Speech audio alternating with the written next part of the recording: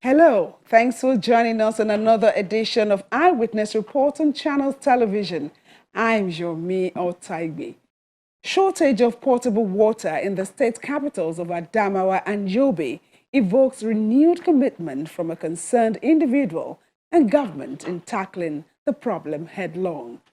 Also, work on the rehabilitation of Cham Numan Road in Adamawa State intensifies. Details of this in a moment.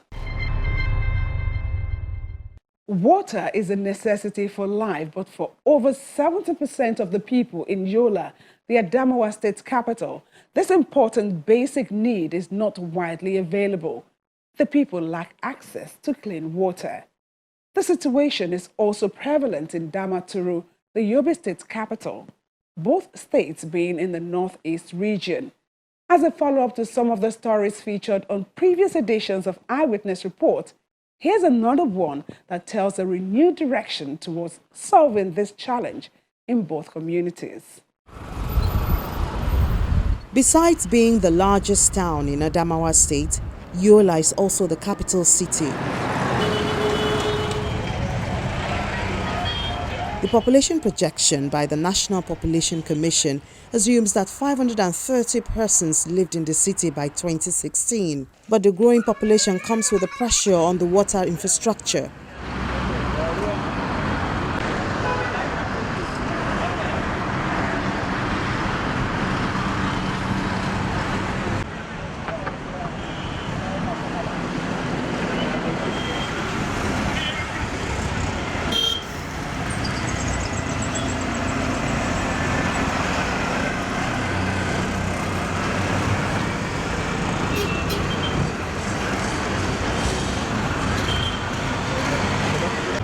Despite its proximity to River Benue, about 346 miles, clean water is still a major challenge in Yola. To get water for domestic use, residents depend on small-scale water vendors or collect it from unimproved sources. Others rely on self-water supplies such as rivers, perennial streams, water ponds, and unprotected wells. We thank God for what we are getting from this business to sustain our families. I usually get about 6 to 10 carts in a day. Here, there's no water from the government, so people really suffer to get water. And those with private boreholes restrict it to their family members. The lack of electricity also contributes to poor supply of water within our communities.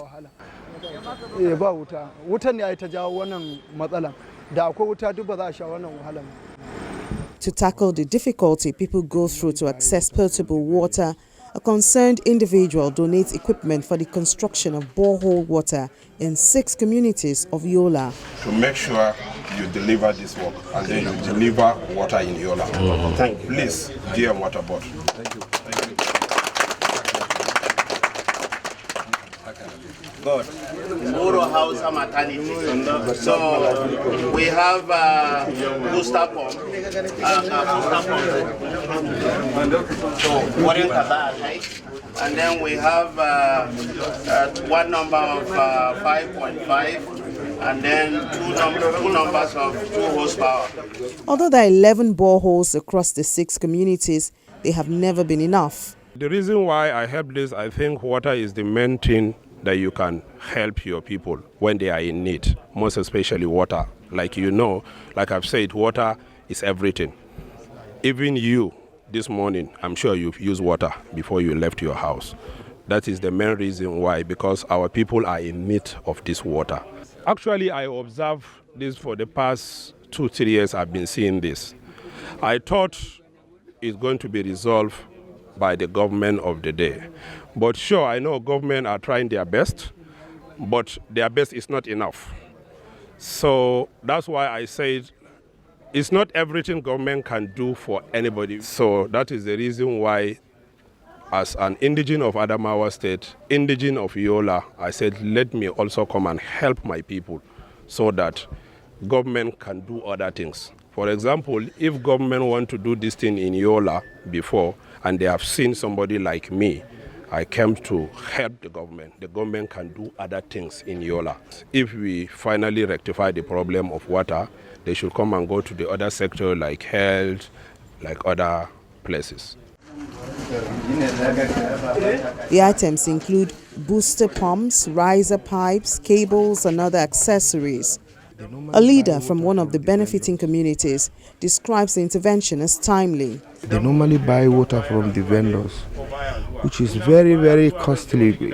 At times they pay 300, 400 per truck. And a small household at this period of high water demand can consume about 3-4 trucks per day. So cost of living will be very high. We have been facing problem of water for the past donkey years. We are facing it because most of the time, if you call these truck drivers that used to push the trucks, at least one truck during this fasting season, we are selling in some other side of the town are selling about 400, 500 naira. At least I used to spend about 700 naira per day because most of the time I used to buy 2 to 3 trucks per day. About 10,000 households are expected to benefit from this intervention, which will be executed by the Adamawa State Water Board. Not that we have not been trying, we have been managing all our best. The government has been trying very well, but there is a way to supplement, to complement the effort of the government. So the boreholes, we have about 11 boreholes which are abortive and they have a very good yield. So he now said, what are our problems? We went round, we showed him everything, see the challenges, and then he said, okay, we expect these items in the next 2 days. Thank God, you are a living witness, everything is on place now, ready for distribution and installation. So let me just advise the communities, the benefiting communities, not that he doesn't like his money, but he saw the type of hardship you people are experiencing. That is why he decided to sing his own money. First, try to protect all the items that you find within your own area. Try to protect it. Don't say it is the government property. It is your own property. You are the government. The only thing is that we have people that are running the government, but you are part of the system. Please, don't allow another person to vandalize these items. Make use of it as it is your own, because the behavior, the type of manner you show to these item facilities will be reciprocated. If you do good, the good is on your side. You will be rewarded. These things are going to be installed in their own locality. Please, I beg them, in conjunction with those that are working in Yola town, please make sure these things are safe. While this individual gesture complements the state government's efforts, it indicates a critical need for focused attention to the provision of potable water to rural communities.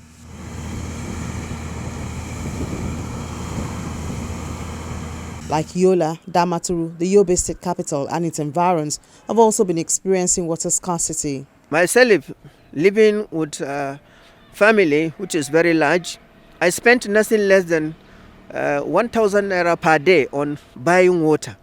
This borehole, it gives us many problems. So the water is scarce always. Always the water is scarce, but with the coming of this Honorable Mai Malabuni as a governor of Yobe State, we complained to GM Water Board. GM Water Board take our complaint directly to the executive governor. The executive governor has approved these repairs. As far as Damaturu is concerned, the problem water supply is if somebody is complaining, maybe access, because we don't have the public piping system, public standing posts across the town. That's why people will complain. And those there are some low density areas where people have not extended water into their homes. Naturally, they have to collect water from a designated point. And once they are overstretched in that place, people will complain. But as far as for those that extend water to their homes, the supply is perfect 24 hours per day. To address the problem, in February 2021, the federal government approved 8.4 billion naira for the construction and completion of the Damaturu Regional Water Supply Project, started by Yobe State government 15 years ago. On behalf of the Executive Governor of Yobe State, His Excellency Honorable Maimala Buni, are going to sign this document on his behalf and on behalf of the government of Yobe State for the full commencement of this project.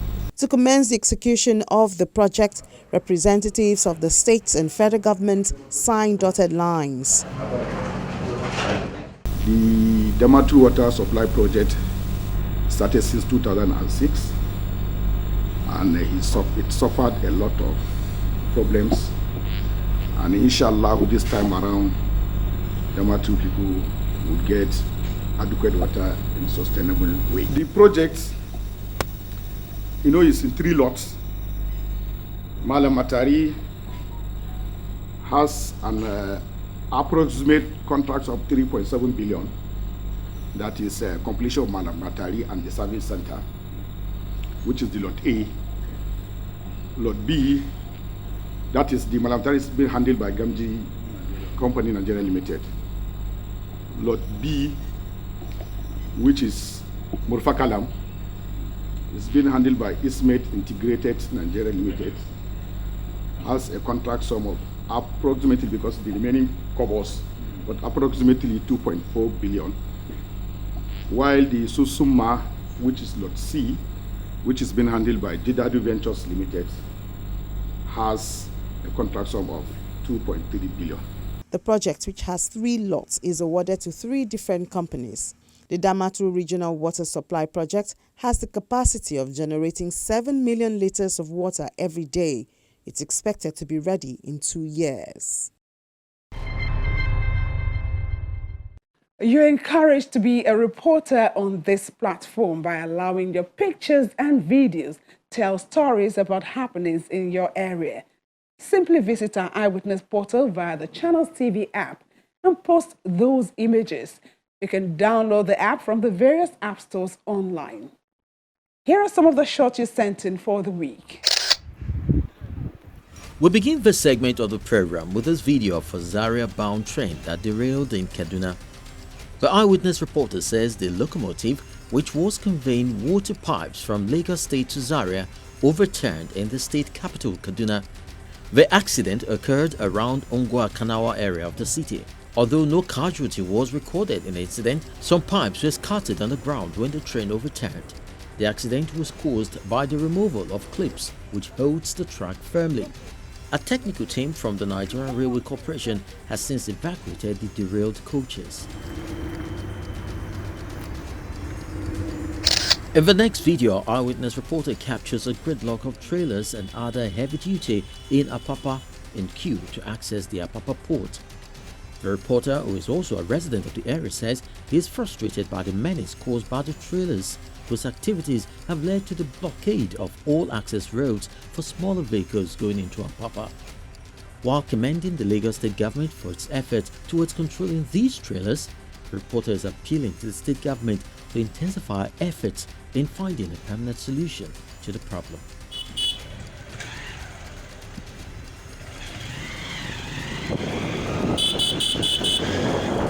A tractor is seen in the next video, also from Lagos, showing ongoing road rehabilitation at Iyano-Ejigbo. The Eyewitness reporter says driving through has been a nightmare for motorists and residents for years. He commends the state government for keeping to its promise of fixing the road.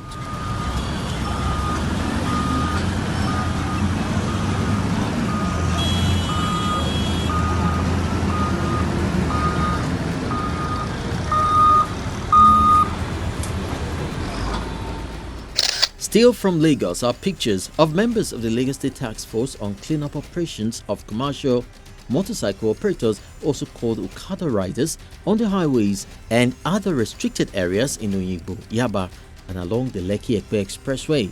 Our Eyewitness reporter says over 80 motorcycles were confiscated.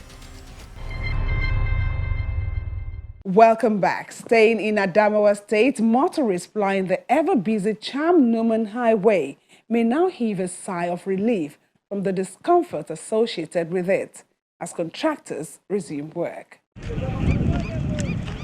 The Numan Cham section of Gombe-Yola Highway is considered as one of the worst in the northeast. Traveling through the federal road is often a Herculean task for commuters and motorists, especially those who transport goods in large quantity. Journeys are delayed by bad portions, and the slightest impediments often caused by the breakdown of vehicles or natural disaster, like the collapse of pavements and bridges, which take several hours, sometimes days, to fix. These are common sights on the road for many years. People stay here, more than 10 to 15,000 people. Motors are here, they are not passing at all. We suffer a lot.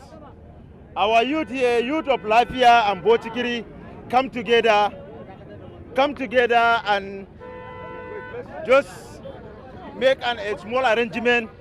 They bring stone from far place to put it here to make motors pass.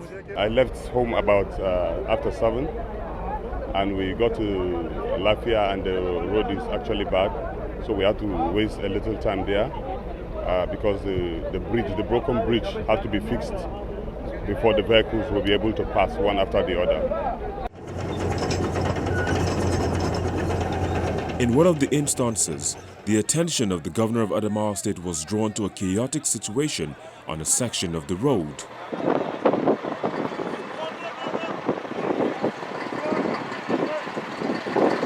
The ecological problem is devastating. It has cut off the state from Gombe State, and this is a very busy and commercial routes for people of Gombe and Adamawa. I've just spoken with the Permanent Secretary, Federal Minister of Works, and he has promised me that very soon a palliative will be put on the road so that our people will have ease of passage.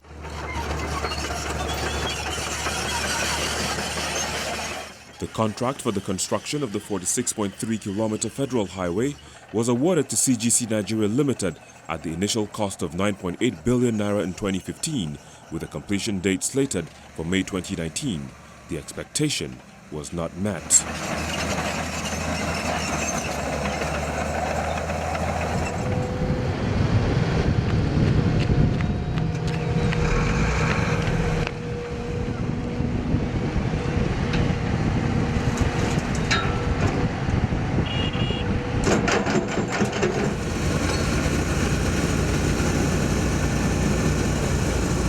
Following more complaints on the deplorable state of the road, the federal government in October 2020 approved the sum of 7 billion naira for the rehabilitation of the entire stretch. That enabled the contractor to resume work on site. Work has since been going steadily, but slowly. So far, only 17.4 kilometers of the road is motorable. We have seen a little bit of progress as far as the fixing of the road is concerned, but we have really suffered over the years. It has been nightmarish plying this road. But now that we see that the work is going on, we just hope they will conclude it. That's just what we are praying for. So what will be your call to the government? They should expedite the repair of this road. It has caused so much damages to our cars. Even the economy of this area is really down because of this road. We're just praying that this time around, government will have the full sincerity of completing this road. Officials from the Federal Ministry of Works and Housing are visiting the project sites to assess the level of work, examining the challenges confronting the contractor with the aim of offering solutions. Huh? It's almost twice my height, isn't it? Yes. That's no joke. It's more than. Huh? So how much will they excavate to get a stable soil? So you can see the depth of the issue here. That is no child's play. To excavate to as deep as about 2.5 meters is no child's play. And we must remove this material and replace with better materials. Otherwise, you won't have a road. The contractor reveals that poor funding is one of the factors responsible for the slow pace of work. They are talking about working space. The pace of work is so slow. And that is how their own pace of payment is also slow. This is a construction that we are in for. And the way the money is coming is not encouraging at all. Because the money itself needs to come that it will encourage us so that we know that the job we are in for, that we are so serious we can do it. Other challenges are security and the topography of the area. The challenges are quite enormous. One, security challenges. You know the security problems we have in this zone. Not only that, we now have community clash again between Fulani herdsmen and what's the name of this village again? Okay. Now, these community clashes also affect the continuous work here because they cannot put their lives in risk. They are almost, severally you have had been attacked. We discover again that if you check as we're coming around, you notice that the entire area is more of flatlands. And what is the implication? There is no rock where you can break to use as boulders. Peculiarity of this road, especially this section of the road, you know, from Yola through Numa to Gombe, is the entire stretch of the project. This critical point is about 11 kilometers in between. We have discussed this matter, we have reported to as far as the council. They have reviewed the cost of the project, they have reviewed the scope, and they have approved it. And we are working on that new approved augmented scope. The challenges we are facing includes, one, if you observe, I explained to you at the other location where on both sides of the road are rice paddies. And it's positioned at elevation of about 3 meters below our carriageway. This simply means the carriageway now sounds like a dam because on both sides of the road is heavy presence of water. And you could see rice paddy there at the peak of the dry season. That suggests to you that during the rainy season, the water table is quite high. It becomes like it's a pool of water, deep. Not only that, last 1 or 2 rainy seasons, the water tide increased to a point where it overflew the road. And what it implies is simply that the entire road is now submerged underwater. You and I know that water is the enemy of road pavement. So for a long time, because the water did not recede on time, the entire road was submerged in it, and it weakened the entire pavement structure. This is what we are rebuilding in this 11-kilometer stretch.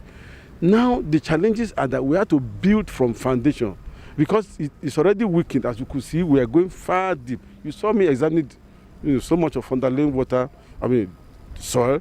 The black cotton soil there are so soft that it gets weakened very easily.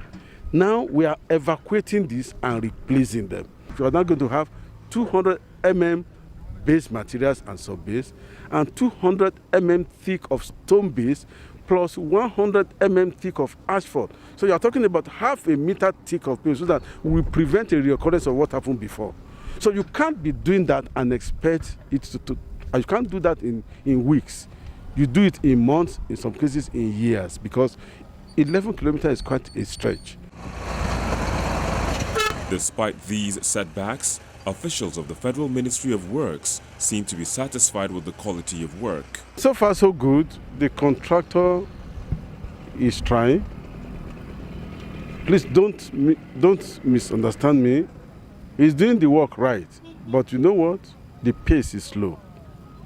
So there is a difference between quality and pace. So the quality of the work he's doing appears very good. We started all the way from Newman, and we are still working today. We have covered 17.4 kilometers of the critical section, and now we are on site and we are working right now. The only challenge, as we have enumerated, we thank God that the security is just easing out. But other challenges, the contractor is coping with it, and we hope that we will deliver on time. The Numancham Road is an important route for the movement of agricultural produce and other items among Gombe, Adamawa, and Taraba states, and to other parts of Nigeria, as well as to border communities in neighboring Cameroon. Its completion will bring relief to the people by reducing travel time and boosting commercial activities in the area.